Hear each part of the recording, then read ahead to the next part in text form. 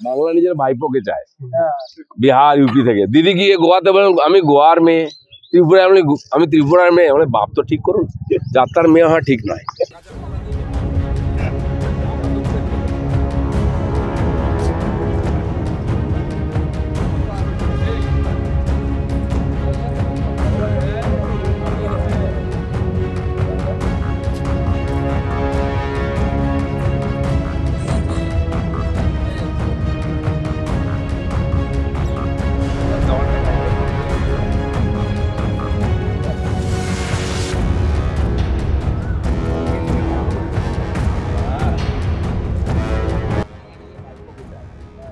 Bihar UP থেকে। দিদি গিয়ে গোয়াতে বলেন আমি গোয়ার মেয়ে, ত্রিপুরায় আমি ত্রিপুরার মেয়ে। মানে বাপ তো ঠিক করুন, যাত্রার মেয়ে হওয়া ঠিক নয়।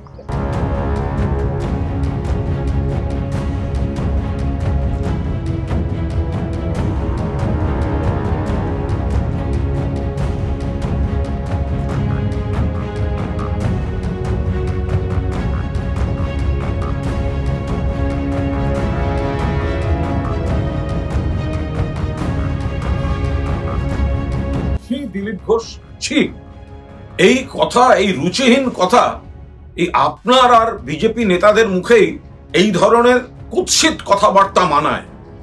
কি চাইছেন আপনারা? জনগণের সমর্থন নিয়ে মমতা বন্দ্যোপাধ্যায় মুখ্যমন্ত্রী, জননেত্রী। জনগণ আপনাদের দিকে নেই। দিলীপ ঘোষ আপনার পার্টি আপনাকে ঘাড় ধাক্কা দিয়ে, গলা ধাক্কা দিয়ে আপনার মেদিনীপুর থেকে তাড়িয়ে দিয়েছে। নতুন বিজেপিরা, যারা দলবদলু বিজেপি, তারা গিয়ে আপনাদের কাছ থেকে কেড়ে নিচ্ছে। আপনি সেখানে কথা বলার ক্ষমতা নেই। মানসিক অবসাদ থেকে নিজের হতাশাটা মমতা বন্দ্যোপাধ্যায়কে গালাগালি করে আপনার তার বহিঃপ্রকাশ ঘটাচ্ছেন। কहीं पे নিগাহে কहीं पे নিশানা। অপমান করছে আপনার দল, আপনার নেতারা ঘাড় ধাক্কা দিয়ে তাড়িয়ে দিয়েছে, যা দিলীপ যা। আর আপনি এখানে মমতা বন্দ্যোপাধ্যায় 7 বারের সাংসদ, 4 বারের কেন্দ্রীয় মন্ত্রী, 2 বারের রেল মন্ত্রী, 3 বারের মুখ্যমন্ত্রী। সারা ভারতবর্ষে তার জনপ্রিয়তা। ভারতবর্ষের মেয়ে মমতা বন্দ্যোপাধ্যায় দিল্লির বুকে দাঁড়িয়ে বলবে দিল্লির মেয়ে, বাংলার বুকে দাঁড়িয়ে বলবে বাংলার মেয়ে, ত্রিপুরার বুকে দাঁড়িয়ে বলবে ত্রিপুরার মেয়ে। সারা ভারতবর্ষের মেয়ে মমতা বন্দ্যোপাধ্যায়। আগে ওই উচ্চতায় উঠতে শিখুন, তারপর এই ধরনের কথা বলবেন। আপাতত যা দিলীপ যা। নিজের দলের লোকেরা মেদিনীপুর থেকে ফুটিয়ে দিয়েছে, তার আবার ফুটানি।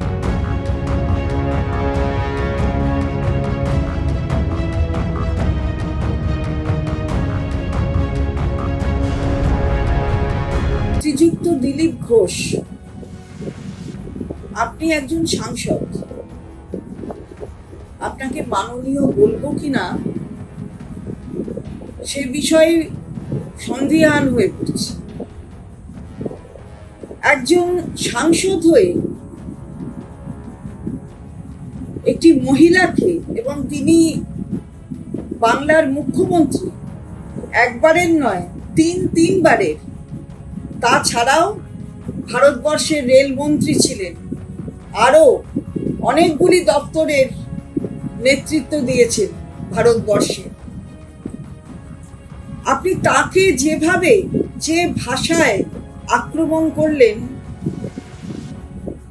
এটা বলার অযোগ্য। আপনি তার পিতৃ পরিচয় নিয়ে প্রশ্ন তুলে দিলেন। আপনি ভেবেছেনটা কি? যা মুখে আসবে তাই বলবেন, কাউকে ছেড়ে কথা বলবেন না। আপনার ঐতিহ্য বাংলার অথবা ভারতবর্ষের বজায় রাখবেন না। মানুষ আপনাকে ঘৃণা করে। মহিলাদের বিষয়ে যেভাবে আপনি আপনার আক্রমণের ভাষায় শান দেন, এটা মানুষ মেনে নেবে না। একবার নয়, বারবার করেন। আপনাকে সাবধান করা হচ্ছে। এই ধরনের কথা বলবেন না। নিজের গণ্ডির মধ্যে থাকুন, না হলে কিন্তু আগামী দিন বুঝতে পারবেন বাংলার মানুষ কি বলবে আর ভারতবর্ষের মানুষ কি বলবে।